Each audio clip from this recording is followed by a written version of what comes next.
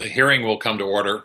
I would like to start by thanking my colleagues, Representative Castro, the chairman of the House Foreign Affairs Subcommittee on International Development, International Organizations, and Global Social Impact, as well as his ranking member, Representative Maliotakis. We thank them for joining the Strategic Forces Subcommittee of HASC to discuss this incredibly important and timely topic. I welcome our distinguished panel of witnesses, both from the Departments of Defense and State, as we dive into the issues surrounding the lack of specific, verifiable international norms for behavior in space. First, we have Mr. John D. Hill, performing the duties of Assistant Secretary of Defense for Space Policy, Lieutenant General Stephen Whiting, Commander, Space Operations Command, United States Space Force, Mr. Jonathan M. Moore, Principal Deputy Assistant Secretary of State, Bureau of Oceans and International Environmental and Scientific Affairs, Mr. Bruce Turner, the Senior Bureau Official, the Bureau of Arms Control, Verification, and Compliance. Thank you all for participating in today's hearing, and I ask you, as well as all the members, including the chair and ranking, to keep your remarks brief and to no more than 5 minutes so that we can have ample time for the number of members who are on the call to ask questions.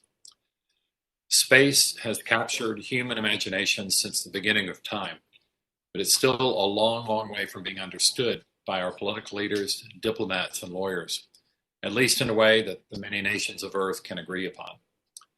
Now, scientists have made great progress in helping us reach, explore, and even briefly inhabit the harsh domain above us, but the rest of us are much slower to follow or even understand where the scientists are enabling us to travel. Many nations and even some corporations are exploring high above the Earth's atmosphere, testing the infinite number of ways that mastering space can help the 7.6 billion of us who live down here on the Earth.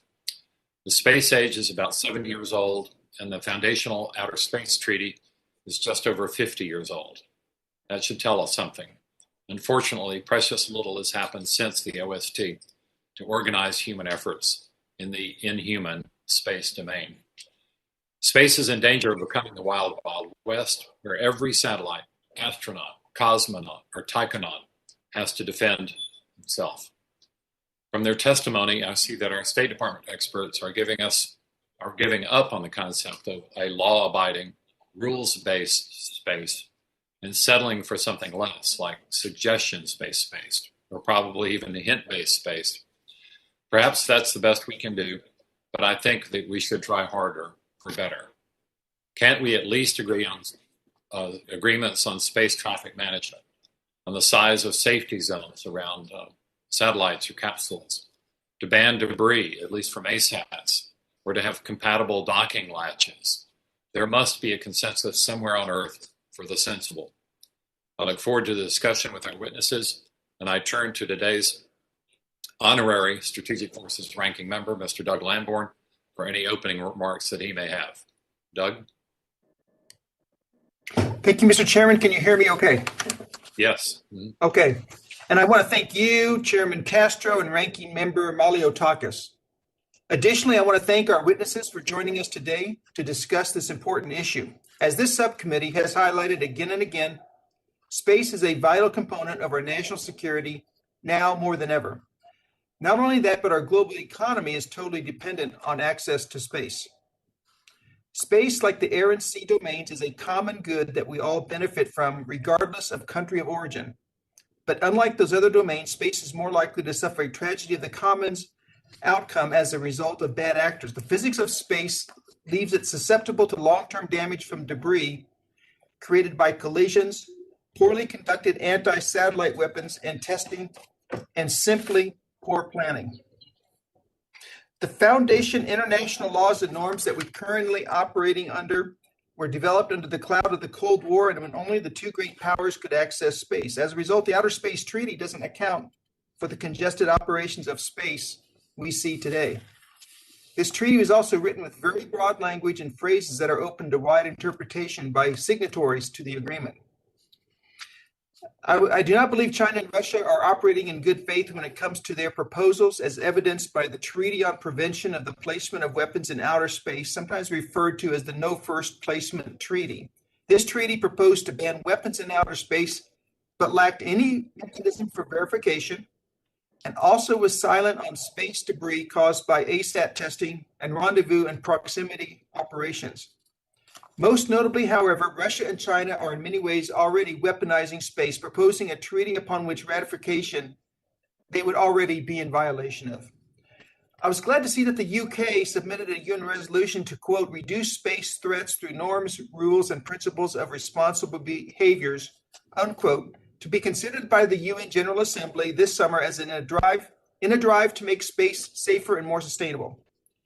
What I don't want is another international treaty that would tie our hands while others blatantly ignore its limitations, like the late Intermediate Range Nuclear Forces Treaty.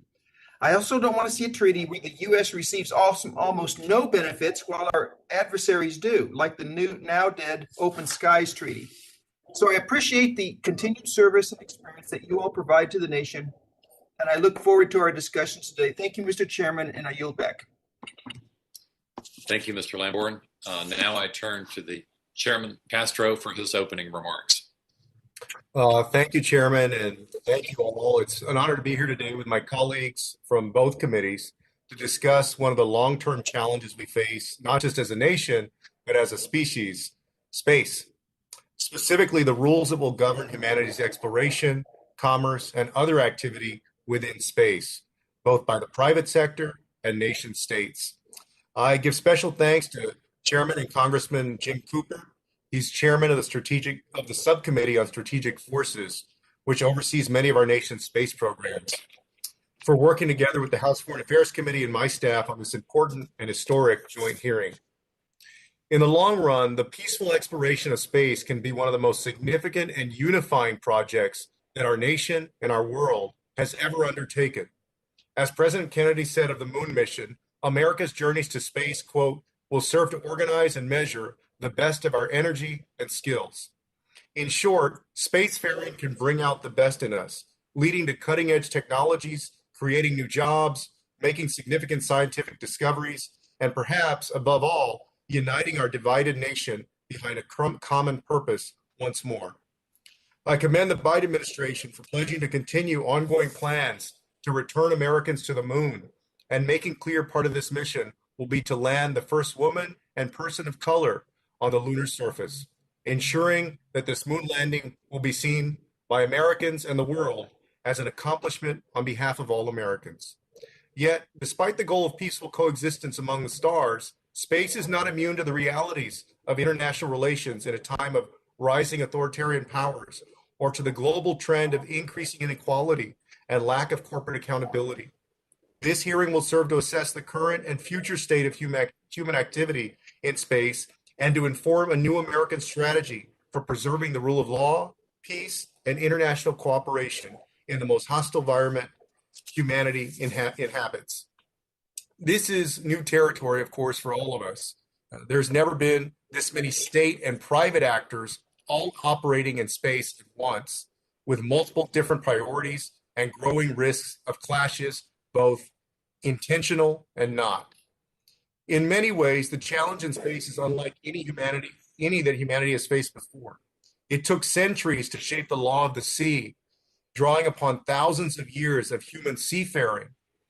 We don't have 100 years to set the rules for space, nor do we have traditions to draw upon that fall beyond living memory.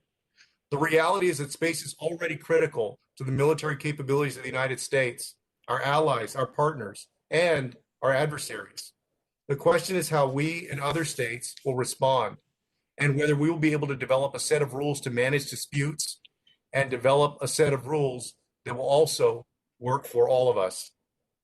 The United States has engaged on these critical issues for decades at the United Nations and in other international organizations. The accelerating pace of human activities in space raises the urgency of re-engaging with our partners and establishing norms and rules. Earlier this week, the United States made a public declaration of what our nation's interests are in space, what threats we face, and how we will engage with the international community to establish norms of behavior. This is a critical task. We rely on space for almost everything we do as a society, to include navigation, accurate timekeeping, global communications, and weather. The number of satellites in space from both government and private actors will increase nearly tenfold in the next decade. Countries, including China, are developing the capabilities to disable or destroy satellites in space through missiles, other satellites, cyber attacks, or electronic warfare. And as the United States plans our return to the moon, that also raises the importance of minimizing the risk to astronauts in space.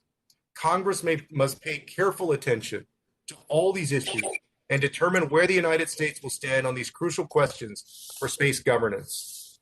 This hearing will be one of the Foreign Affairs Committee's first significant opportunities to address these issues and to hear directly from the administration on what we're doing to build an international rules-based order to govern space that can meet the challenges of humanity's second spacefaring century. With that, I yield back, Chair. Thank you so much, Chairman Castro.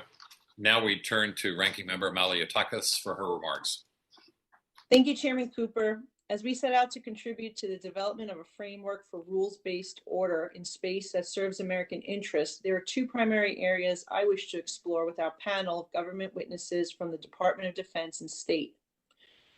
First, my distinguished colleagues have already made reference to the impact of the 1967 Outer Space Treaty, but it is the common heritage of humankind principle captured in the second preambular paragraph of the treaty, quote, recognizing the common interest of all humankind in the progress of the exploration and use of outer space for peaceful purposes, unquote, that I wish to highlight. This principle of international law holds that just as we are to treat our seas on Earth, outer space should be free for exploration and use for the benefit of all and shall be the province of all humankind. Further, it means outer space should be free from exploitation by any nation, state, or private corporation. I draw this out because we have seen the principle in practice under the UN Convention on the Law of the Sea, also known as UNCLOS. It was established to set out a comprehensive legal regime for the world's oceans. Despite being a party to this convention, China has acted without regard to its terms, even going so far as to ignore an international tribunal ruling that rejected the legality of China's maritime claims and behaviors from 2016. And nearly 5 years later, there has been no punitive action taken against China, and still China continues to act in contravention of the Law of the Sea Convention. Last month, the Office of the Director of National Intelligence issued its annual report of worldwide threats to U.S. national security, which includes sections on the threat of Russia and China's space programs. The report reflects the collective insights of the U.S. intelligence community and focuses on the most direct, serious threats to the United States during the next year. The report identifies China and Russia's anti-satellite weapons program and the threat these programs pose to U.S. terrestrial forces that rely on satellite-based communications. I share in the concerns conveyed by my armed services colleagues on the threat posed by China and Russia's space technology to the principle of common heritage of all humankind. Both nations' track records on the Earth's surface give more than sufficient reason to expect that their malign behavior will extend into orbit. The second aspect I wish to highlight is the commercial exploration of space. I marvel and join my colleagues in enthusiastically supporting the participation between NASA and commercial space exploration. The April 23rd launch of SpaceX Falcon 9 rocket from NASA's Kennedy Space Center, which propelled an international team of astronauts, Crew Dragon, in the endeavor to the International Space Station, is a perfect illustration of just how far we have come in space exploration. As with the safe return of the Crew 1 astronauts on the 2nd, while the U.S. government builds partnerships with private industry for China and Russia, there is no distinction between that which is state-owned and that which is privately owned, as their respective space programs are all state-owned. By extension, their programs serve both civil and military purposes. We have seen this script before in the Pacific waterways, where commercial fishing vessels are also used by China as maritime militia. And focused on these two areas, the principles of the heritage of humankind and commercial space exploration, because of Because on one hand, they offer us opportunities to abiding nation states and future generations, but on the other, they represent dangerous risks resulting from nation states unwilling to be bound by a rules-based order and pursuing space technology that pose a direct threat to our nation's security. In our discussion, we must not cast aside these realities. When world leaders negotiated the terms of the Outer Space Treaty in the days of the original Star Trek series, maintaining status was attainable. But today, as our global leaders pursue international norms, rules and principles of responsible behavior in outer space is now fiction. The US and other nation states may abide by international norms, rules, and principles of responsible behavior, but our competition acts with indifference to the same rules-based order. This is our current operating environment, and we must pursue a space policy that brings together our interests, but also addresses these challenges in space exploration. I welcome our esteemed panel of experts and yield the remainder of my time, which I suppose I ran out. Thank you. Thank you so much, Representative Maliotakis. First, let me say that everyone should be muted except for the witnesses that I call on. So let me repeat, everyone should be muted. There's way too much background noise here. So please mute yourself. Our first witness for his 5-minute statement will be Mr. John Hill. Now, Mr. Hill. Thank you, Chairman Cooper, Ranking Member Lambourne, Chairman Castro, and Ranking Member Maliotakis, distinguished members of the subcommittees. It's an honor to testify before you today along with my distinguished colleagues. You have my full written statement, and with your permission, I ask that it be included in the record. I will briefly summarize it. Without objection, so ordered. The U.S. government efforts to foster a rules-based international order in outer space are focused on establishing voluntary, non-legally binding measures derived from current technical and operational best practices.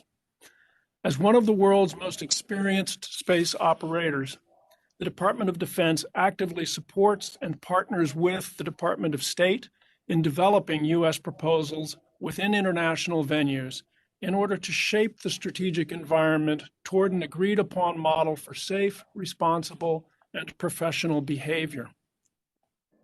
There are many benefits to having common guidelines for space operations. Among these are a safer, more sustainable, more stable, and more predictable space operating environment for all space operators. Importantly for DoD, such an operating environment can also facilitate indications and warnings of hostile intentions and hostile acts. DoD policies and practices often serve as the basis for international measures. DoD models responsible behavior through our routine space operations, and DoD works carefully to ensure that our space operations are consistent with international measures the United States supports and with relevant domestic and international law, including the law of armed conflict and the inherent right of self-defense. For example, not only are DoD operations fully consistent with the 2007 Space Debris Mitigation Guidelines of the United Nations Committee on the Peaceful Uses of Outer Space, but DoD practices also served as a source of the more rigorous standards adopted in the November 2019 United States Government Orbital Debris Mitigation Standard Practices. Likewise, for 10 years, the Department of Defense provided one of the lead U.S. delegates to the negotiations on the Committee on the Peaceful Uses of Outer Space that produced the 2019 guidelines for the long-term sustainability of outer space activities. This participation ensured consistency with DoD practices and greatly facilitated implementation of these guidelines. Most recently, DoD has supported the drafting of the United States National Submission in response to the 2020 United Nations General Assembly resolution on reducing space threats through norms, rules, and principles of responsible behaviors. From the DoD perspective, United States leadership in the development of a rules-based order for space activities reaps benefit for U.S. civil, commercial, scientific, and national security space operators. As space activities worldwide become more prolific and more varied, voluntary, non-binding international norms, standards, and guidelines of responsible behavior can benefit U.S. national security and foster a conducive environment for growing global space activities. Thank you for your time and attention, and I look forward to your questions. Thank you very much, Mr. Hill. I appreciate that. I think ask members one more time to please mute your microphones. There is still some background noise. And now we will hear from General Whiting.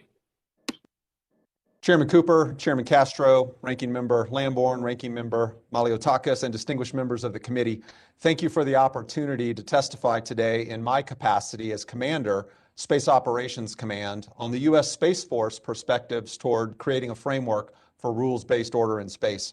I'm honored today to join Mr. Hill and our partners at the State Department, Mr. Turner and Mr. Moore, whose leadership and insights greatly contribute toward ensuring the safety, security, stability, and long-term sustainability of U.S. space activities. I have the distinct privilege to lead and represent Guardians and Airmen of Space Operations Command, providing combat-ready, ISR-led, cyber-secure space and combat support forces to the Joint Force. It is from the perspective of our role to generate, present, and sustain these forces that I testify here before you today. Now, aligned under our nation's newest service, our mission is to protect America and our allies in, from, and to space, now and into the future. As U.S. Space Command's Space Force Service Component, we accomplish this mission through our headquarters Generate, Present, and Sustain tasks, along with SPOC West, a headquarters we present to U.S. Space Command at Vandenberg Air Force Base in California, who plan, integrate, conduct, and assess global space operations. Our mission execution benefits from decades of experience operating in space while demonstrating safe, professional, and responsible behavior. In fact, given our imperative to help keep the domain safe, our command, in partnership with what was our combatant command at the time, U.S. Strategic Command, and today is U.S. Space Command, has for many years, with the support of Congress, been providing orbital conjunction assessments to any space owner and operator around the globe, while also making available spacetrack.org to foster openness and transparency in the tracking of tens of thousands of objects on orbit. As more actors come to space, the domain is changing, with an increased risk of collisions, as well as miscalculations or misunderstandings. It is incumbent on the department to continue space leadership through demonstrating and acknowledging responsible behavior in space, such as the widespread sharing of space situational awareness information. Today, we support the shift of non-military space traffic management to the Department of Commerce, thus allowing the Department of Defense to focus on directed military functions in our protect and defend mission. Nevertheless, the U.S. Space Force will collaborate with the Department of Commerce by providing the authoritative space catalog and in identifying and analyzing specific behaviors to ensure safe, professional, and sustainable operations on orbit, while further enhancing trust with allies and establishing new bonds with emerging spacefaring nations. However, we have long understood that our nation is strongest economically, militarily, and diplomatically when we have freedom of operation in a secure, stable, and accessible space domain. It is the position of the U.S. Space Force that the voluntary, non-legally binding, transparency, and confidence-building measures, guidelines, and norms on responsible behavior to include an understanding of what constitutes safe and professional conduct would be immensely helpful toward our mission to protect the U.S. and our allies in, from, and to space. In concert with the Secretary of State's leadership of the whole of government approach to establish norms, the U.S. Space Force provides Department of Defense a capability to both model that behavior and promote internationally accepted standards. I thank you for your support, and I look forward to working with Congress as we continue to transform our national security space posture. Again, I'm privileged to be here with my distinguished colleagues and look forward to your questions. Thank you so much, General Moore. General Whiting. Now we will hear from Mr. Moore.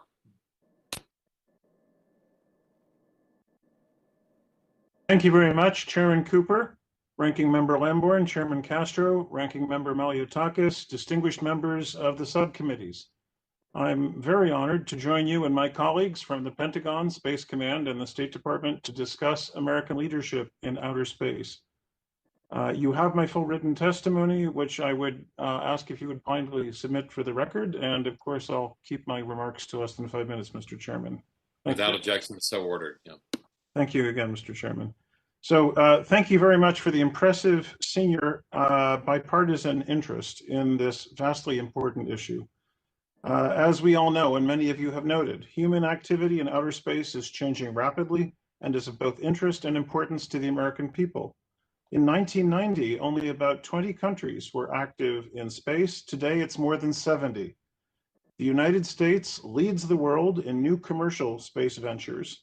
For the first time in nearly a decade, and this is a tremendous and inspiring success, and thanks to the private sector, Americans are traveling to the International Space Station on American-made space launch vehicles. The success of our national space program increasingly depends on international engagement and therefore depends on diplomacy. The Bureau of Oceans and International Environmental and Scientific Affairs, together with the Bureau of Arms Control Verification and Compliance, conducts diplomatic efforts to ensure that the behavior across all space sectors is consistent with US policy and practice, as well as with the 1967 Outer Space Treaty, which a number of you have cited, and associated conventions and agreements. The Biden-Harris administration has charged us to explore and use outer space to the benefit of humanity and ensure the safety, stability, and security of outer space activities. This includes expanding and leveling the global playing field for the American space industry. We work directly with partners and through UN bodies and other multilateral fora to advance these principles. Key among these are the UN Committee for the Peaceful Uses of Outer Space, mentioned before, COPUOS, as well as the UN Office for Outer Space Affairs. For over 60 years, we have worked through those organizations to build support for the United States space policies, and as well as for our vision to expand human presence in space and promote the responsible use of space. As Chairman Castro noted, in February, the Biden administration endorsed NASA's Artemis program, an ambitious effort to land the first woman and first person of color on the moon, and establish long-term human presence there, as well as develop and demonstrate new technologies, capabilities, and business approaches needed for future exploration activities, and go on to Mars. Decades ago, the Apollo missions galvanized world attention, but the costs were borne by the American taxpayer. Now, through cooperation with international partners and private industry, we share both the burden and the rewards. The Artemis Accords, created by the Department of State and NASA in consultation with some of our close spacefaring partner nations, are this generation's recommitment to the principles of the Outer Space Treaty, envisioning a safe and transparent, peaceful and prosperous environment which facilitates exploration, science, and commercial activities in space. As my fellow panelists have testified, there will be major geopolitical challenges as other countries advance their own space exploration objectives. Some countries will work with us to establish and adhere to standards of safe and responsible behavior. Others will not. Our Bureau, OES, keeps a very close eye on Russian and Chinese space activities. Together with the interagency, we engage directly with them on spaceflight safety and responsible behavior while countering actions inconsistent with those principles. U.S. cooperation with Russia is based on a governmental agreement on cooperation in the exploration and use of outer space for peaceful purposes, which was recently extended through December 31st, 2030. This arrangement provides a legal framework for cooperation on the International Space Station and limited space science and robotic space exploration missions. With regard to China, we maintain our engagement through a variety of means in order to understand their space science and exploration programs and encourage mutually beneficial open exchange of scientific data from civil space missions. Please just let me underline, American diplomatic leadership is establishing international frameworks and facilitating norms of behavior based on United States policy and practice. Advancing peaceful norms and responsible behaviors in outer space is critical to protecting American national security, commercial, and research interests. The Department of State, in coordination with the Interagency and National Space Council, as well as in close consultation with Congress, will continue to utilize multilateral venues initiatives such as the Artemis Accords, as well as bilateral consultations to support U.S. interests in commercial space activity, responsible behavior in outer space, and space exploration. Thank you again for inviting us to testify. I welcome your questions.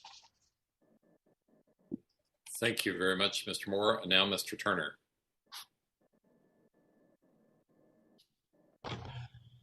Chairman Castro, Chairman Cooper, Ranking Member Maliotakis, and Ranking Member Lombard, thank you for the opportunity to testify today on the rules-based space order. I am grateful for the opportunity to testify along John Hill, Lieutenant General Stephen Whiting, and Jonathan Moore. Like others, I have submitted a longer statement for the record. It is incredibly appropriate that we are meeting on May 5th, the 60th anniversary of astronaut Alan Shepard's flight in Freedom 7. This suborbital flight was the first step that gradually led to American astronauts orbiting the Earth, landing on the Moon, and today traveling in continuous orbit around our planet. This flight took place in a time when there were only 2 countries placing satellites and humans in orbit. It also took place in a time when the legal regime regarding outer space was just beginning to be developed. The development and implementation of arms control agreements is one of the main concerns of the State Department's Bureau of Arms Control Verification and Compliance, known as AVC, which I am representing today. In that capacity, along with our state and DoD colleagues, we are leading efforts for the development and implementation of voluntary, non-legally binding measures to enhance the safety and security of outer space. In general, consistent with longstanding bipartisan policy, and as reflected most recently in the 2020 National Space Policy, the United States will consider proposals and concepts for arms control measures if they are equitable, effectively verifiable, and enhance the national security of the United States and its allies.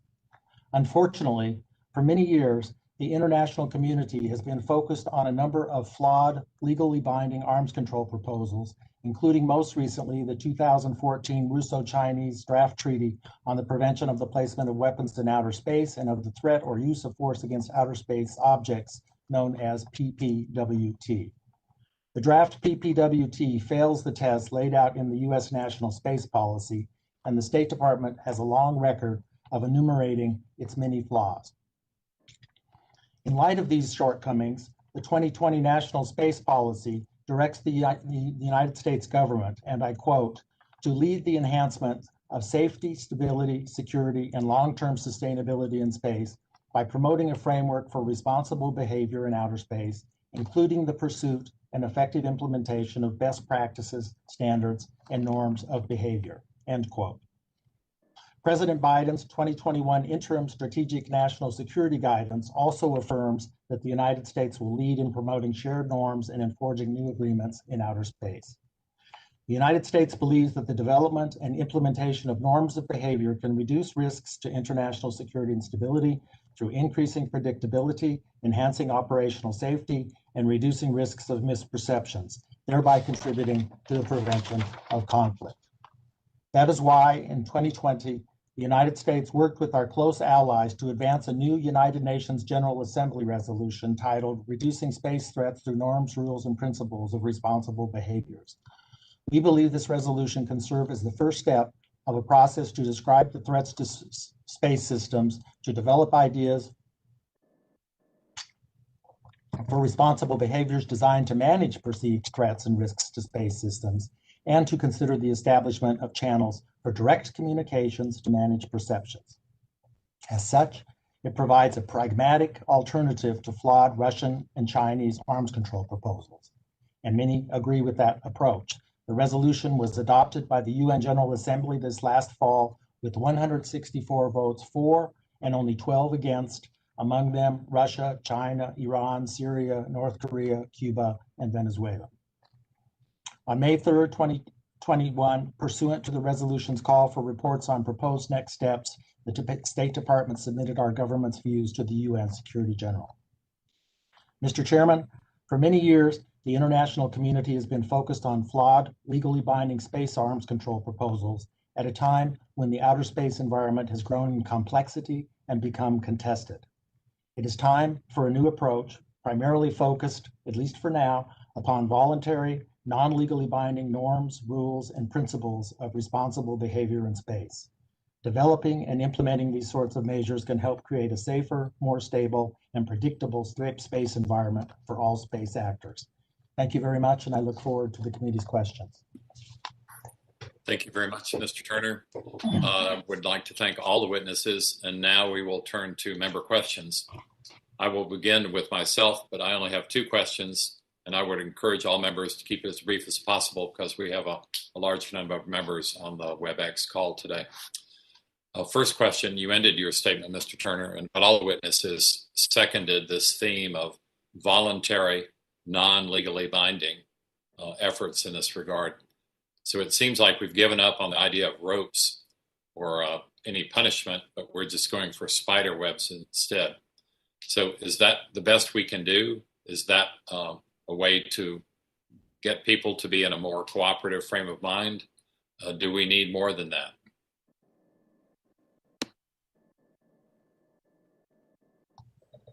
Thank you, sir, for that question. I think we are trying to make the best out of what is possible at this given moment in time. Certainly, we do not exclude the possibility of legally binding treaties down the road, but that's not where we are given the kinds of competition posed by Russia and China, as has been discussed by some of the speakers. So we are starting with an approach where you can maybe start building with like-minded countries to develop these norms, get them to practice these norms, create peer pressure so that these norms will also be respected by others, and maybe over time develop more far-reaching measures. Thank you. Thank you. My next question would be for General Whiting. We've talked about transferring space traffic management out of the Air Force for some time. It seems to have taken years. I'm hopeful that the Space Force will be able to get it done on a more timely basis, because I don't want the spacefaring nations to turn to other nations for their clear guidance on what possible collisions might take place. So how quickly can we get the Department of Commerce to pick up this ball and run with it? Mr. Chairman, thank you for that question. Of course, we are eager to work with the Department of Commerce, and we found them to be an organization that is eager to take this work on. And so we're working diligently to do that because we do care deeply about the safety and security of the domain, which is why we've made SpaceTrack.org available as we have over the years. My understanding is now that they have received resources to work toward this goal, we are working with them over the next couple of years to transfer that work. They have been partnered with us at our operating locations, such as at Vandenberg Air Force Base, and we look forward to continuing that. I can't speak to exactly what their timeline is, but we're eager to get this transferred in the next couple of years. Thank you very much. I'll now turn to Mr. Lamborn. Thank you, Mr. Chairman.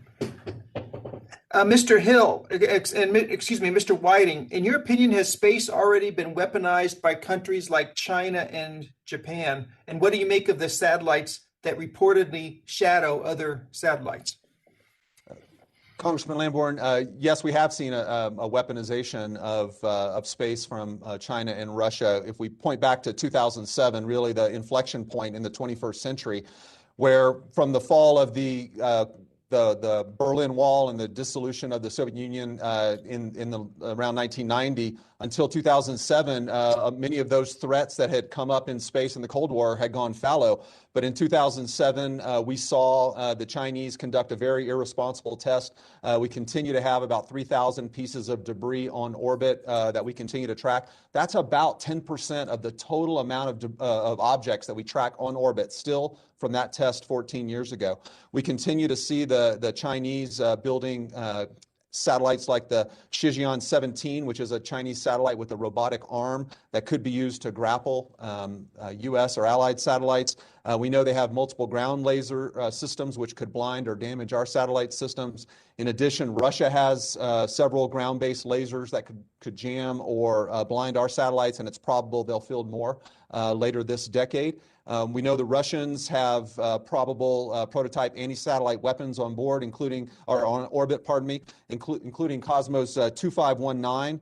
which is a Russian on-orbit weapons system, which has birthed out a subsequent inspector satellite, and then we've seen a subsequent second object, so 3 total come out of that, Cosmos 2519, and we believe that that second object is a projectile. And then we saw Cosmos 2542, which was launched in late 2019, which appears to be a similar prototype weapon to Cosmos 2519, which was synchronized in its orbit with a United States government satellite. And when the United States government moved our satellite, the Russian Cosmos 2542 resynchronized its orbit. Russia's a sophisticated space actor, so they must have known what they were doing. And obviously, we do not support weapons tests near our satellites. And then finally, Russia has a Nudol ground-based missile designed to destroy satellites in low Earth orbit. But let me be clear, even with this weaponization of space, we do not want a war to extend into space, and we want to do everything possible to deter that. Thank you. I appreciate that, General Whiting. Mr. Turner, I'm going to finish with you. In late 2019, and that we've already touched on this, Russia launched a satellite that then deployed a sub-satellite that proceeded to synchronize its orbit with a U.S. government satellite. And it's not the first time the Russians have done this. Had the Russians been told that this behavior is unacceptable, and if so, what was their response?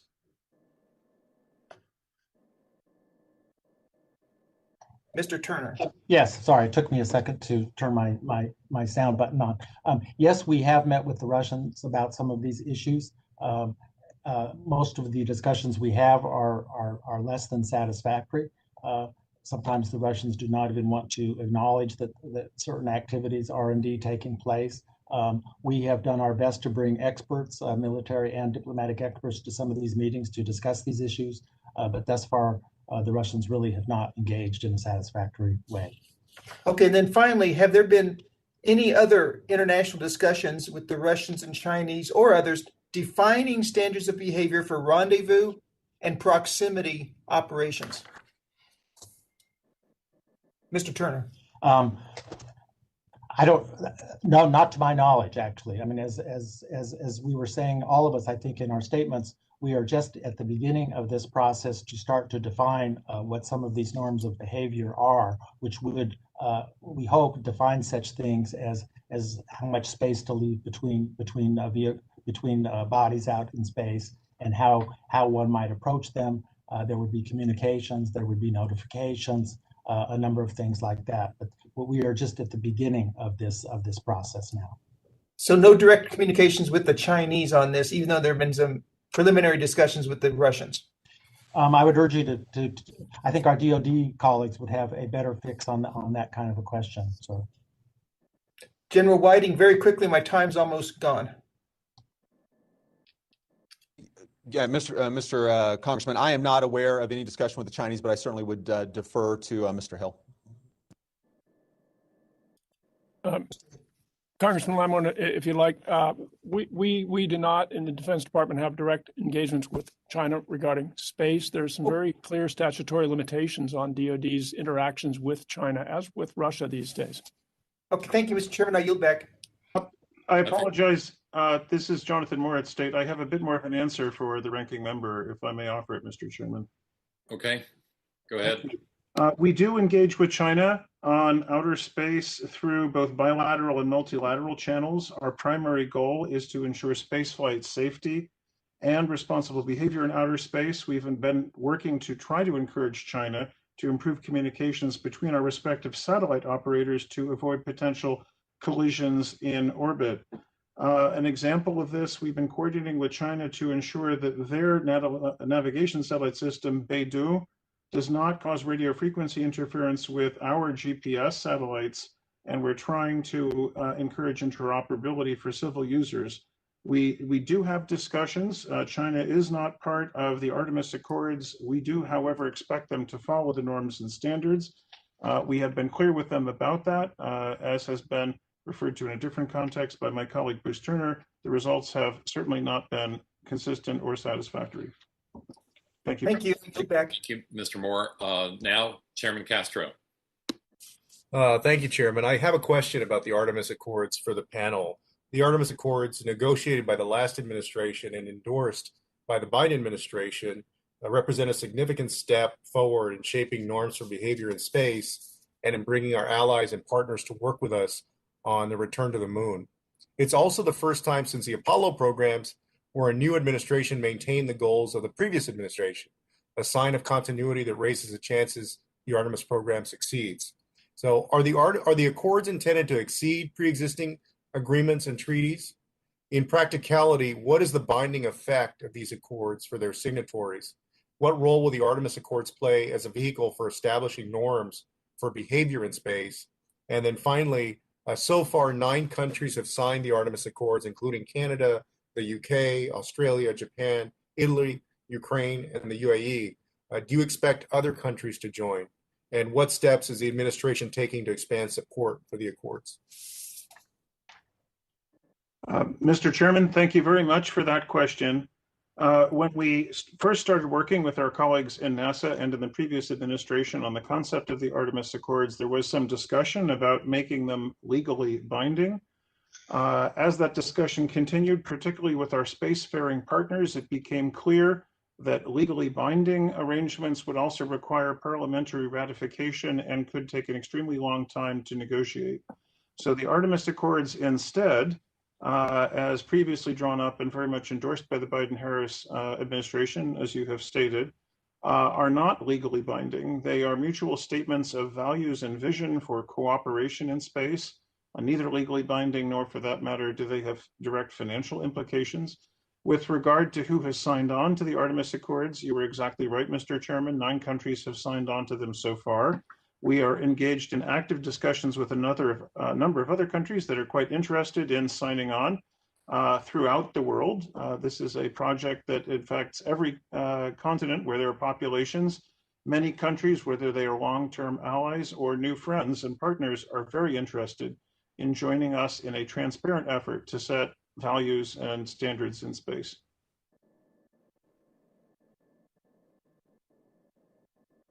All right. Anyone else? No? Okay. I yield back, Chairman. Thank you, Chairman. Ranking Member Maliotakis.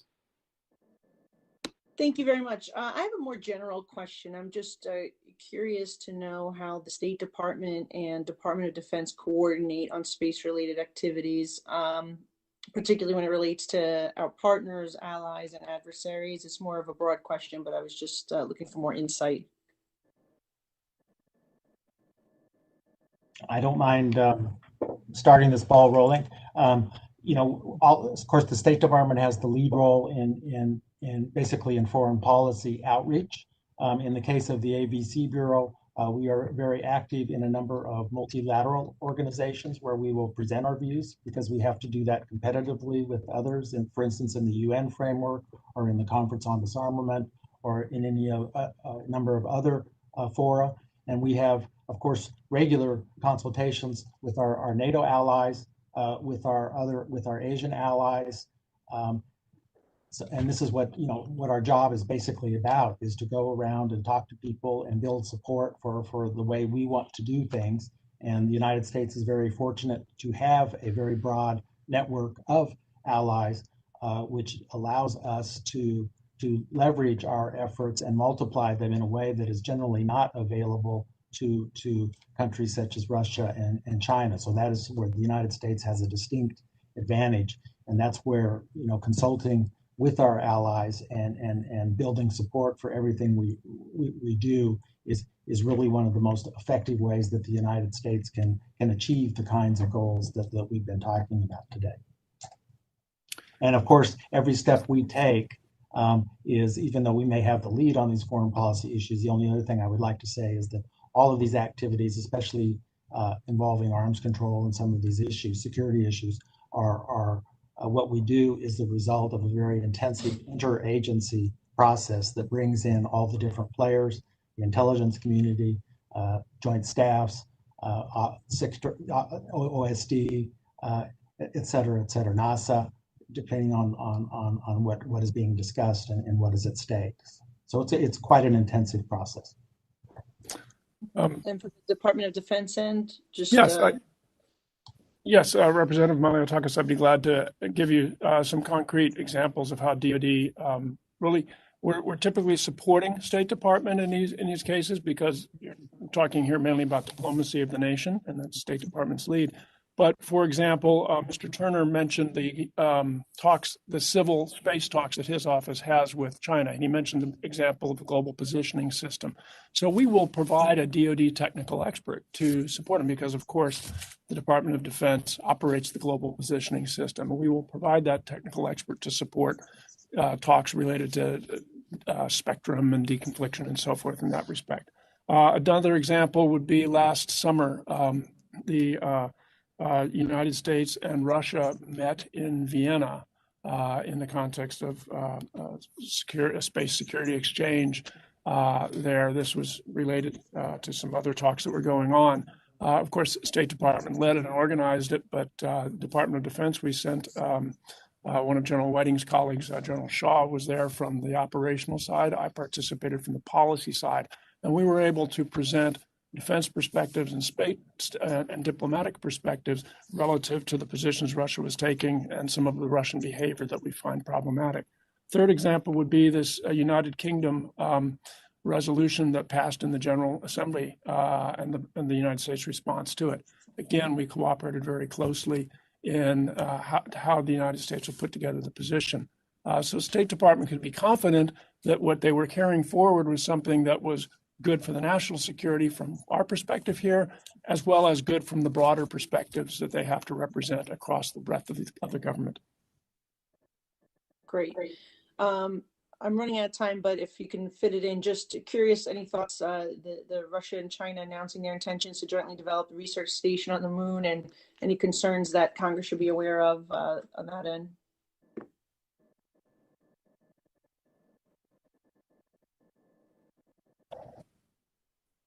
I can comment that we will keep a close eye on that. And that's probably the most I can comment at this point. Thank you. Understood. Thank you. The gentlelady's time has almost expired. I yield back. Thank you. Okay, thank you. The order of questioning for the next four members will be Mr. Langevin, Mr. Wilson, Mr. Garamendi, and Mr. Issa. Mr. Langevin. Thank you, Mr. Chairman. I want to thank our witnesses for testifying today. Appreciate your contributions to this discussion. Let me begin. Several think tanks have already noted that cyber, electromagnetic spectrum, and directed energy attacks are growing threats for space-based assets. Mr. Turner and Mr. Moore, to what extent have these topics been discussed regarding standards of responsible state-based behaviors?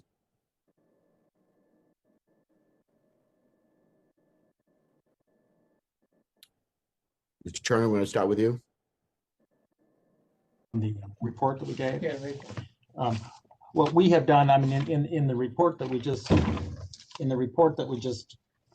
sent to the United Nations, some of the issues. No, that's not it. We have listed a number of the different kinds of threats that to space, and to date there are no standards for those threats at all. I mean, these systems are being developed. There are no international rules to govern them. But as part of our contribution, we had a whole section describing the kinds of threats that are out there. You know, ground to space, space to space, ground to ground, space to ground, and we talked about radio frequency interference, directed energy weapons, cyber threats to command and control, attacks on terrestrial space infrastructure, ASAT missiles, which were discussed earlier, robotics, etc.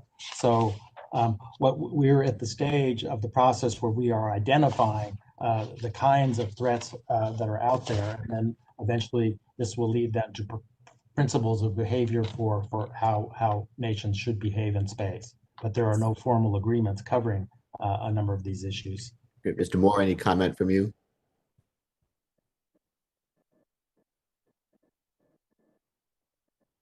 You're on mute, I think. Thank you, Congressman Langevin. Bruce Turner's team in AVC focuses more on the security side. We focus more on the civilian side of trying to set the standards and enforce U.S. interests. So I apologize, I do not have more for you on that. Okay. Okay, well, let me ask you this. With respect to cyber, we already have norms related to the targeting of critical infrastructure.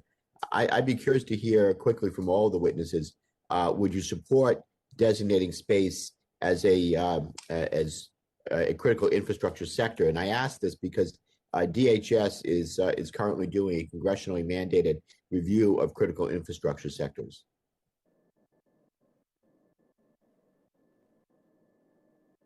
I could step in here briefly. And first, I'd like to clean up something I said previously. I referenced the civil talks. That's Mr. Moore's office, of course, not Mr. Turner's office that leads the civil talks. I misspoke previously. On this one, with respect to the critical infrastructure question, my understanding is that space has been included as a critical infrastructure in the homeland security context. And there are individual defense assets that are maybe also included as defense critical infrastructure. Okay, I wasn't aware of that designation, but we'll take that one and double check on. And we will too. I think it certainly should be designated as critical infrastructure.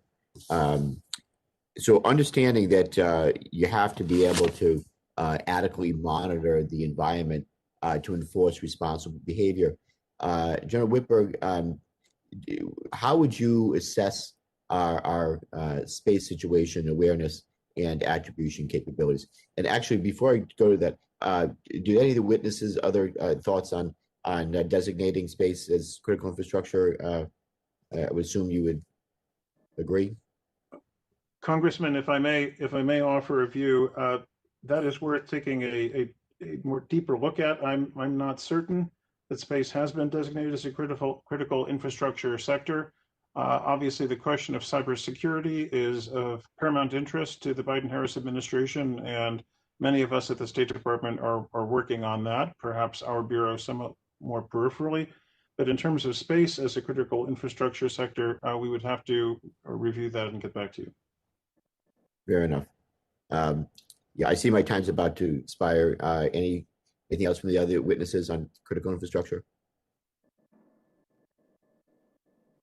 Mr. Congressman, nothing on the critical infrastructure piece, but if you'd like, I'll briefly talk about our space situational awareness, or as we call space domain awareness capabilities. We have the best in the world, and that's why we make available so much of that information through spacetrack.org to promote a safe, stable, and secure space domain. But with the growing threats that I spoke to earlier, we need to improve that domain awareness capability so that we could help to know when any future norms are being violated, and certainly from our perspective, watch for threats and give good indications and warning of potential bad actors in space. Very good. The gentleman's time has expired. Thank you, Mr. Chairman. Mr. Wilson. Thank you very much, Chairman Jim Cooper and Ranking Member Doug Lambert, for coordinating this very important joint hearing. Additionally, I'd like to thank the four witnesses. Each one of you have come across as very impressive, and your service to our country is very, very much appreciated.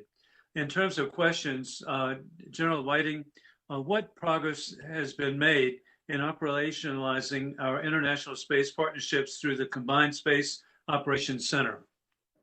Mr. Congressman, thank you for that question. We've made some substantial progress through the Combined Space Operations Initiative. We now have allied personnel across many of our formations to include the Combined Space Operations Center at Vandenberg. And U.S. Space Command, our combatant command, in fact, now has a named Operation Olympic Defender, which some of those countries have signed up to, which means we operate day-to-day in space with them. And our CSPOC at Vandenberg works with their national military space operations centers on a daily basis. So that unique pairing of countries that we are blessed to have, that's really an advantage for the United States, and we're excited about that progress. I share your view about being blessed. And in regard to that, what are the leading countries that are cooperating? It's some of our closest allies, Mr. Congressman, like Canada, the United Kingdom, Australia, and others. Well, again, best wishes on that. And Mr. Hill, expanding commercial space infrastructure is uniquely American solution to increasing our capability of resilience. I'm impressed with the ingenuity of the private sector to augment government efforts to keep space accessible and stable. What is the appropriate level of government oversight necessary to ensure commercial entities are well integrated into a comprehensive rules-based framework? How should the administration incorporate them into a future defense space strategy? Thank you, Congressman Wilson. On the commercial space, there's a number of places going on. First of all, with respect to your question, kind of touched on regulation in one respect. And there was a major overhaul of commercial remote sensing regulation that took place in the past year, which DoD worked very closely to really bring us out of the 2006 era of the old regulation into the 2020s era, where we have much more prolific commercial capabilities, and we need to let that competitive sector compete around the world. And the Defense Department benefits from having that strong commercial sector. So a big change in the philosophy there. We also, of course, leverage U.S. commercial space innovation. Our space launches off of commercial launch service providers, for example. There's growing commercial space situational awareness capabilities that we interleave with our own capabilities. And so depending on the sector, we use more or less. There's some areas where commercial doesn't find a great market, so we have to put more government investment. Other places like satellite communications, tremendous opportunity to leverage commercial. Well, it's exciting to see the mutual benefit.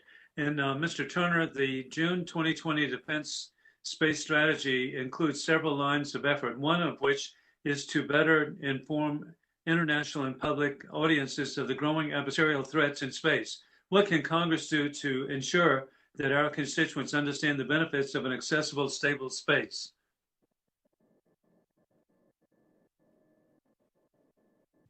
Sorry, I'm sometimes I forget that to unmute.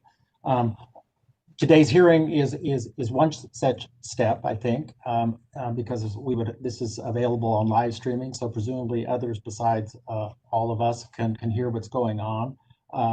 I think Americans need to be made aware of how much they actually depend on space for their not only for their security but also for their prosperity. We do a certain amount of outreach as well, which is very effective in that regard. And of course, I think one of the things that ensures that this will reach the right audiences is that thus far our efforts in space have been supported by a bipartisan consensus in Congress. And it's sort of like, the old saying that domestic policy ends on America's shores. I think it also needs to end where we start to leave the atmosphere and get into outer space. So I'll leave it at that for right now. No, thank you very much. And indeed, Chairman Cooper is leading the bipartisanship. I yield back. I thank the gentleman. Now, Mr. Garamendi, are you still with us? Mr. Garamendi? If not, Mr. Issa? Are you still with us? We will accept. No, I'm with you. Okay. Thank you. Daryl, go for it. I think I'm going to continue pretty much with the same line of questioning that we've been doing, but I'll change it up a little bit. General, I think maybe you can handle this sort of as a joint representative. In the domains that we have operated on during your career, sea, land, air, we have international rules and conventions, and they're broadly agreed to and signed on by all the parties that we've mentioned here today. Would you say that's fair to say? Yes, sir, I would. And as we sit here today, we will have today, tomorrow, or certainly last week, and in the next 3 weeks, we'll have Iranian gunboats that will enter our space and endanger ships. We may or may not have another taking of our maritime folks. And of course, China is building islands and in complete violation of right-of-ways for countries throughout that region is beginning to encroach or to not allow people to have what has been hundreds of years of free travel. So would you say that as we look to space, is there any special reason not to believe that all of the factors that affect air, land, and sea around our hemisphere, that any of those will be significantly different? In other words, can we not expect at least similar activities as we have similar bad actors or the same bad actors who are already in space, such as China and Russia? Mr. Congressman, thank you for the question. Certainly, I think those analogies are useful, but if we push them too far, of course, analogies will start to break down because there is sovereign maritime space, there's sovereign airspace. There is no sovereign space in space. And so there are some differences that we'll work through, but we certainly believe in Space Force that the establishment of voluntary, non-legally binding norms of responsible behavior will help us to identify when others are acting outside of those norms and when they're acting irresponsibly. Much like when we're on the interstate and everyone's following the rules, you can quickly see who those are that are dangerous and not following the rules. So we do think that would be a very positive step for the space domain. And I agree with you. And as a follow-up, and I do agree that there's certainly sovereign space, but using the 2007, in which China demonstrated its ability to destroy a satellite in deep space, albeit its own, but for the purpose of showing us that but for their good graces, that could have been one of our satellites or a number of them. That activity certainly was outside of any reasonable interpretation of their sovereign rights. Wouldn't you agree? Well, it certainly was irresponsible, Mr. Congressman, with 3,000 pieces of debris left on orbit that we continue to track 14 years after the fact, 10% of all the trackable objects on orbit. I can't imagine what led them to do that and to continue to pollute the domain and put us all at risk. So the history of our planet being at relative peace for the last half of the last century was primarily through a combination of international agreements and a degree of enforcement that the United States and its allies, notably NATO and others, enforced with a periodic enforcement by the United Nations. So in the remaining time, if you could answer sort of one of those great questions for all time, isn't it fair to say that we must go forward and establish those international rules, draw in as many convention signers, including potential bad actors, as possible, but also form those alliances that would mimic in space, if necessary, the same sort of alliances that have in fact kept us relatively peaceful for the last 70 plus years? Don't we sort of have to do all of them? Produce the UN, produce the agreements, but also build those alliances with the expectation that just as in the past, the future, there will be those who will not respect the very agreements that they've signed.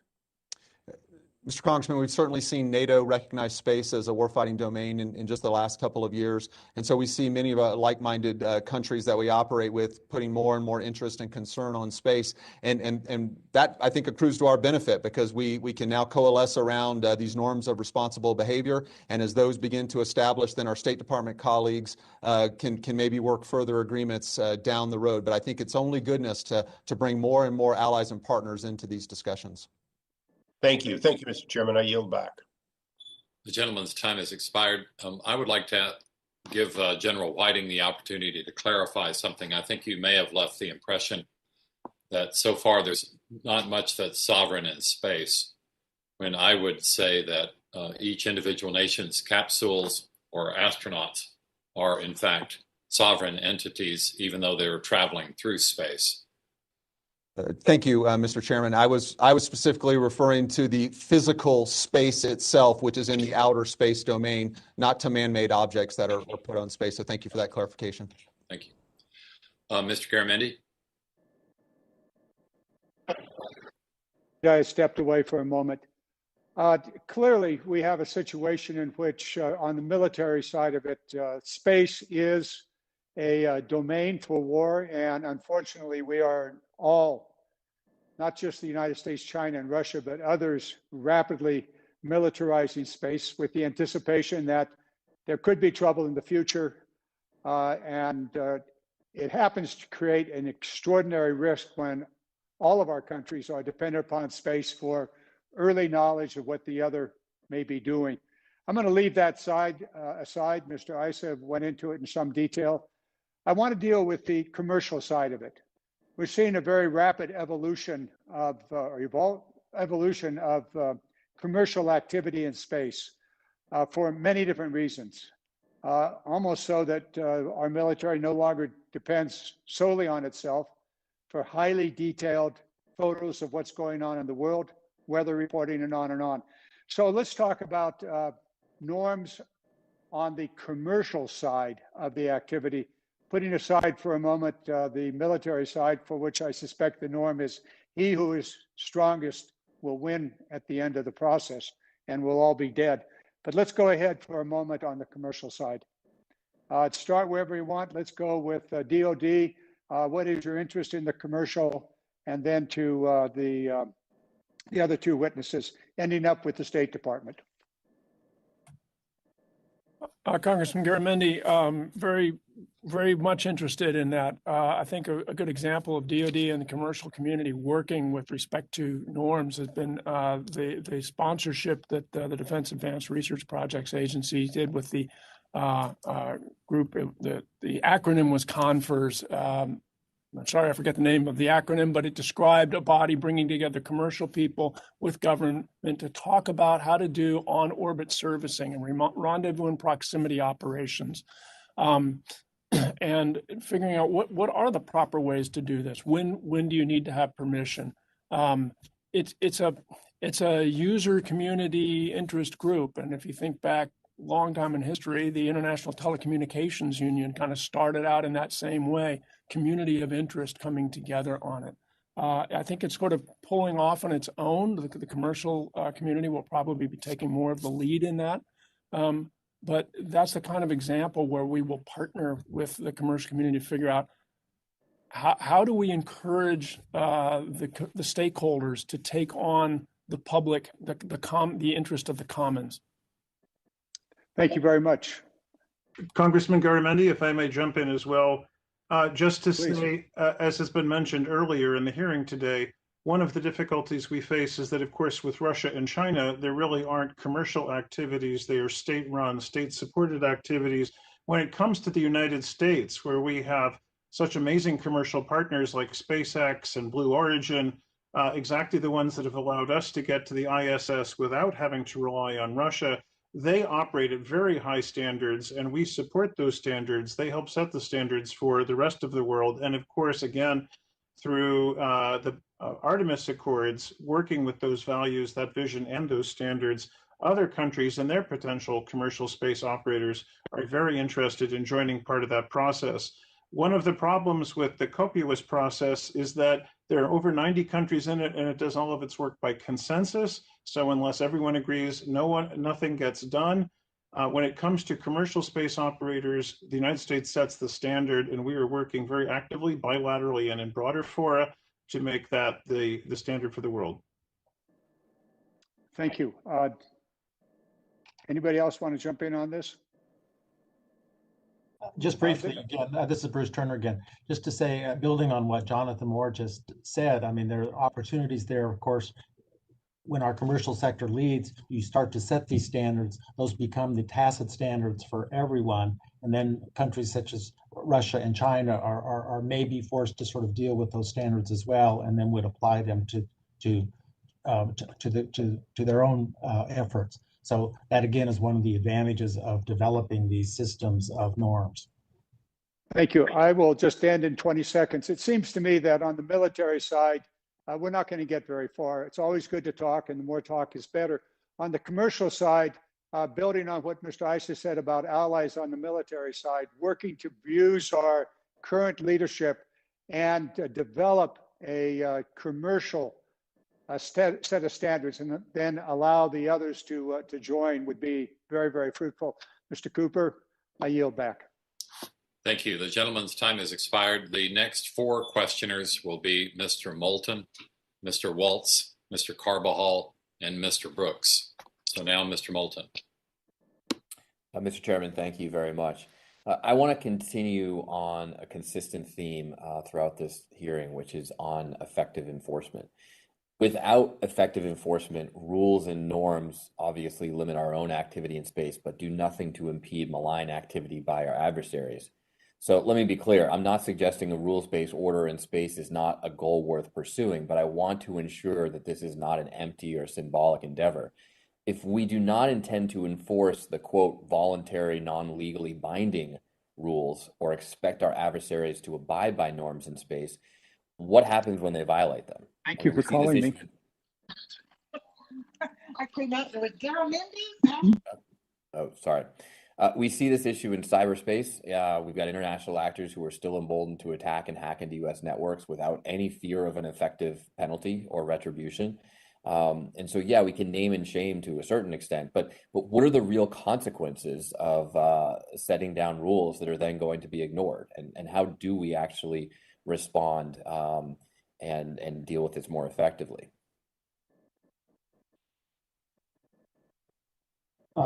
Those are some very good questions. It's always a very complicated issue.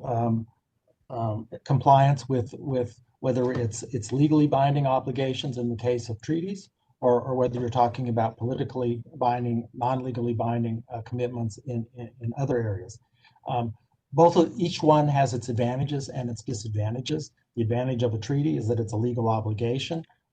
So that in some ways you could argue that a violation is more straightforward, except if you've ever worked with a lawyer, you would know one of the things that you get into is you get into these very, very difficult and complicated interpretations of what the treaty actually says, and that can be also a very long process.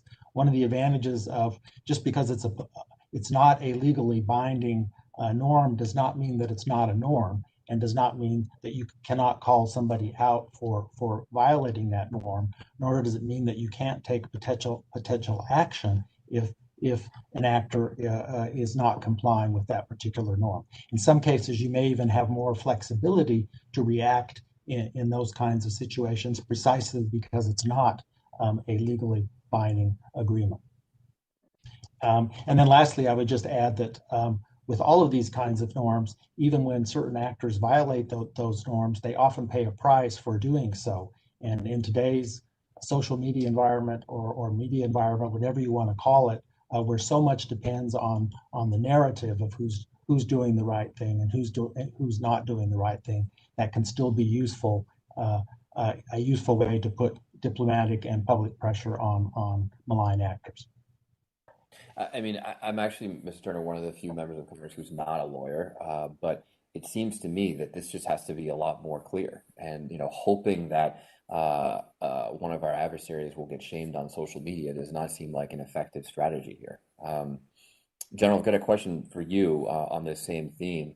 So a rules-based order in any domain requires a certain level of transparency and trust.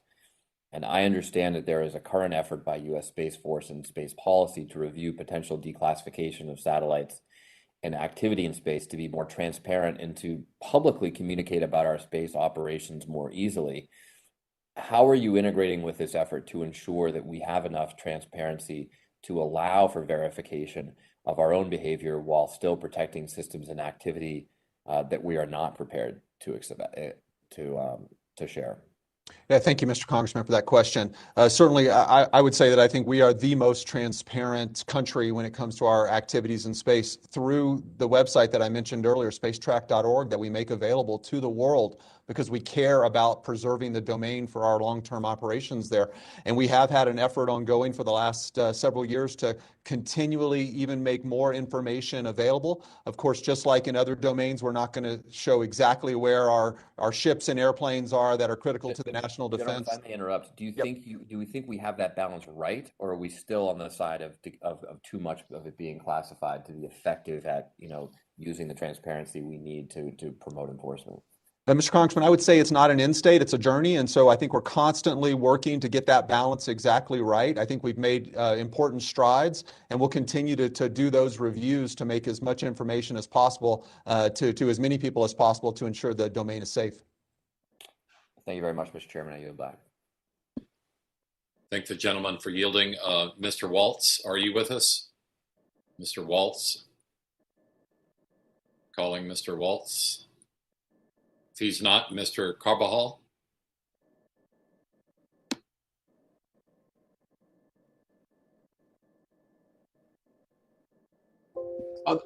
Here I am. Now we Sorry, can hear you. I'm having glitches here. Thank you, Mr. Chairman, and I apologize for the technical difficulties I was having. One of the most pressing issues to be addressed is obviously debris mitigation. The Space Force is tracking about 30,000 pieces of debris with 500,000 other objects in orbit too small to track. While the Space Debris Mitigation Guidelines of the United Nations Committee on the Peaceful Uses of Outer Space was endorsed by the United Nations General Assembly in 2007, RAND recently reported that the voluntary guidelines lack measures for accountability and that compliance with debris mitigation guidelines, and it is the biggest contributor to greater collision risk. General Whiting, based on the current level of space debris and voluntary international policies, will there be a point where there will be an unacceptable risk posed by space debris to the United States space assets, including both national security and commercial operations?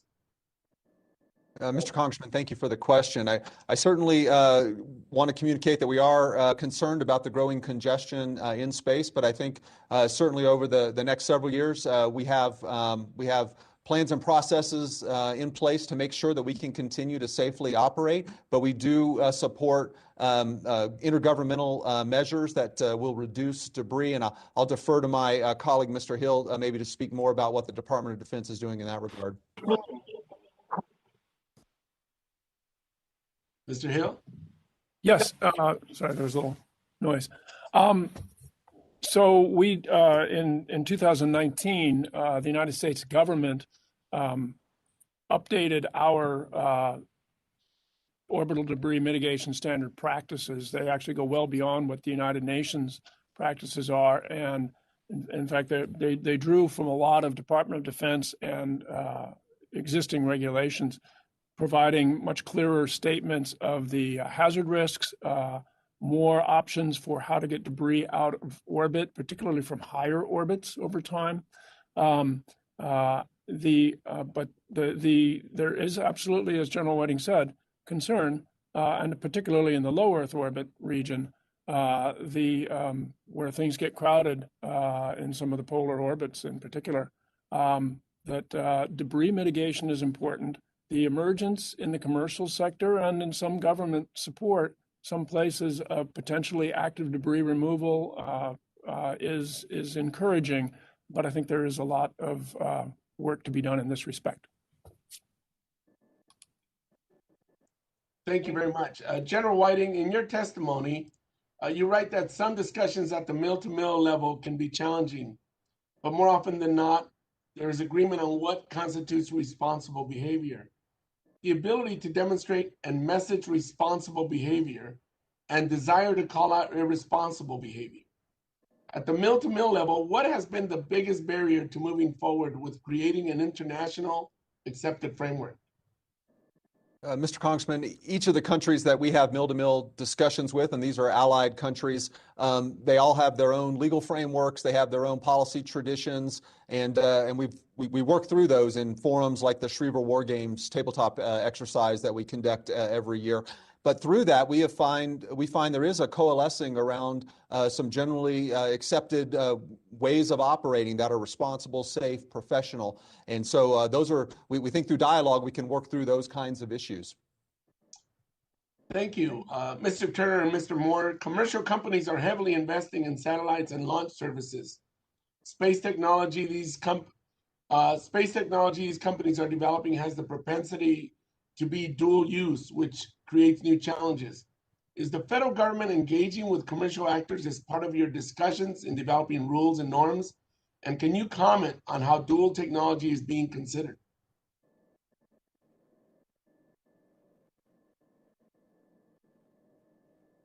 I mean, I think I would defer to my colleague from OES on the commercial aspects of that.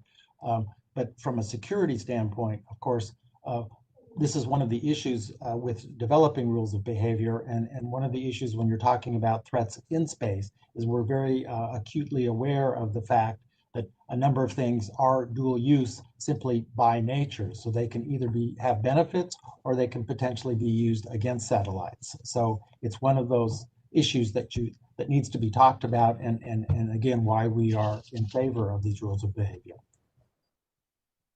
Yes, Congressman Carbajal, Bruce touched exactly on some of the aspects of dual use. We are very much trying to support the development of the commercial sector. And again, this is a place where companies in the United States are leading the way and setting the standard, helping again to return us to ISS so that we're not dependent on other countries for that. But as part of the broader efforts, including through the Artemis Accords, to build partnerships and to share values and vision on space, where again, we're very grateful for the strong endorsement of this administration for those goals. That is part of the discussion with the commercial sector. Thank you very much. I'm out of time. Mr. Chair, I yield back. Thank you. The gentleman is, in fact, out of time. We tried to get Mr. Waltz earlier. He was not available. Mr. Brooks was next, and he has logged off. So I think the next questioner will be Mr. Liu. Thank you, Chairman Cooper and Chairman Castro, for holding this important hearing. I am very thankful for the expertise from all the panelists today. I previously served an active duty in the Air Force, and now I do my reserve duty at the Space and Missile Systems Center at Los Angeles Air Force Base. And I'm thrilled that the United States Space Command has chosen to locate Space Systems Command, one of three major commands under the Space Force, at Los Angeles Air Force Base. And with every passing day, space becomes more important. I also want to just clarify the critical infrastructure question that Congressman Langevin asked earlier. The reason there's been confusion is there's approximately 16 critical infrastructure sectors, such as the chemical sector, the communications sector, the energy sector. Space is not one of them. However, if there is, for example, a space communications satellite that would arguably be captured within the communications sector that's been designated as critical infrastructure, to alleviate this confusion and to capture everything in space, I'm working on legislation that would in fact designate space as an infrastructure sector. And that goes in line with both the former administrations and this administration's focus on space. And so my first question is to Secretary Moore. I note, first of all, that you speak at least 8 languages, so I'm super impressed by that. But I also note that your title doesn't include space anywhere in it. At the same time, the Department of Defense has created an entire space force dedicated just to space. Do you think it's a good idea, or shouldn't we have the State Department elevate space to a standalone bureau? Congressman Liu, thank you very much for your service, both in uniform and in the House of Representatives, and thank you for an excellent question. I'm very pleased to tell you that across the list of endeavors in the Bureau of Oceans and International Environmental and Scientific Affairs, we have 9 action offices. One is the Office of Space Affairs. It is staffed by a number of diplomats and professional experts with advanced degrees, including in astrophysics. It is the core team that coordinates diplomatic efforts on space with other countries in lockstep with the Pentagon, with Space Command, of course, with NASA. And congratulations to Administrator Nelson on his recent confirmation. We have a very distinguished team. The word space may not appear in our title, but because of the tasks that we have here in the Bureau, which has a fairly long name as it stands, I can assure you that space is front and center. For all of these reasons, we're grateful for the opportunity to testify today and respond to not just your questions today, but to work with you and your staff, as we have done in the past and with many offices in Congress, to help explain and gain information and guidance from you. Thank you. I just request that you and others at the State Department consider having space not just as an office, but as a separate bureau. My next question goes to General Whiting. Thank you for your service as well, sir.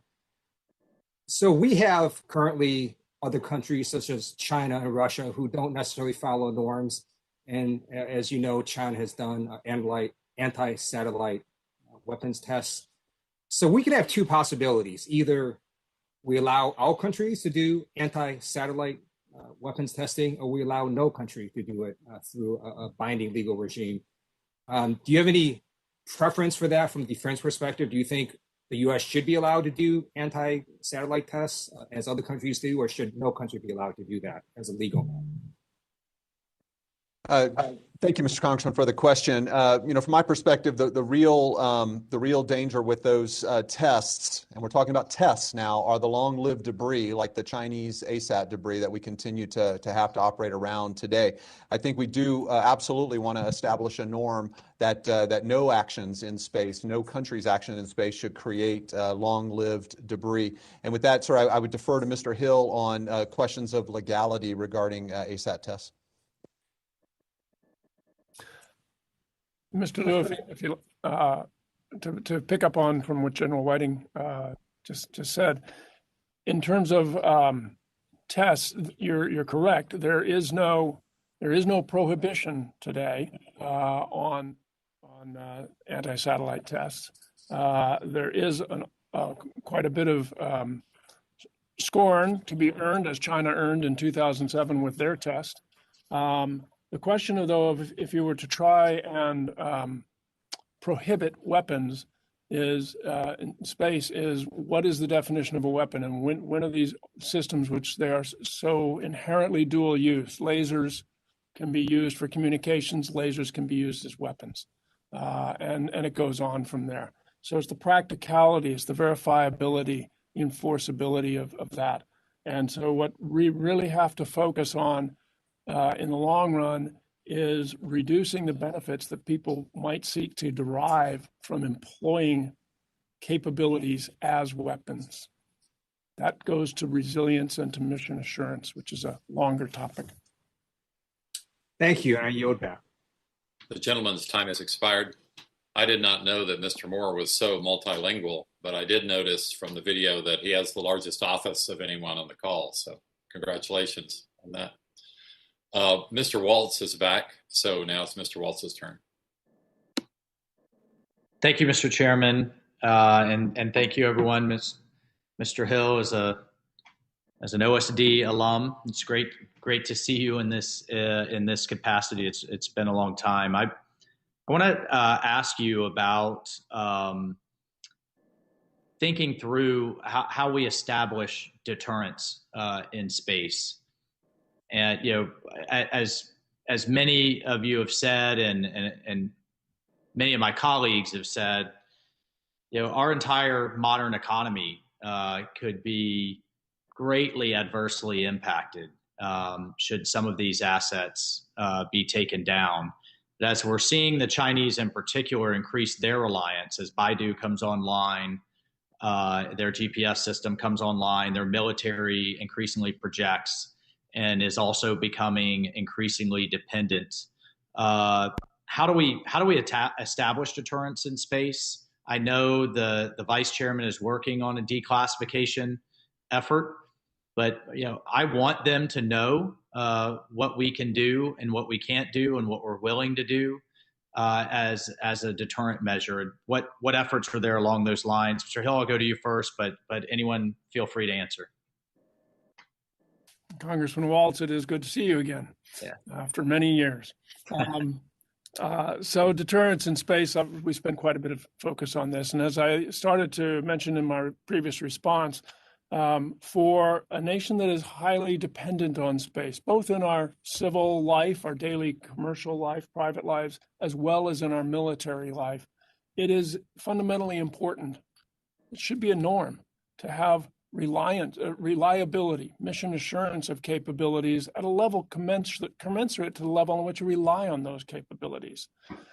That was the case when we didn't have adversary threats in space. And when systems were first designed, you had to design for the natural environment threats, you had to design for jamming, and you did that. But as these more modern conventional threats have emerged, we obviously have to transition our architectures. And this goes back to some of the commercial points earlier, leveraging the innovation that is coming out of the commercial sector and the significant cost reductions we see in both launch and in the space capabilities themselves allows us to do entirely different architectural approaches. It takes time to transition to that. So you have to protect what you have today, but you ultimately transition to architectures that are more inherently vulnerable. And as in any other domain, you have the ability to accept and survive combat casualties. That's a key part of denying the benefit of attack.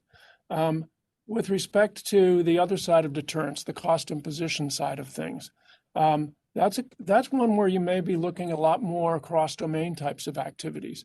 It may be that the place to impose costs on somebody for an unacceptable activity may not be in the space domain. It may be elsewhere. So those are some of the things to think about with respect to. Well, what I'm trying to get at, and maybe your State Department colleagues are better to answer this, is what are we communicating that we are willing and capable to do? Because if that's how misjudgments, miscalculations happen, and so that's to your State Department colleagues, what are we communicating now? What are in terms of our capability and our will?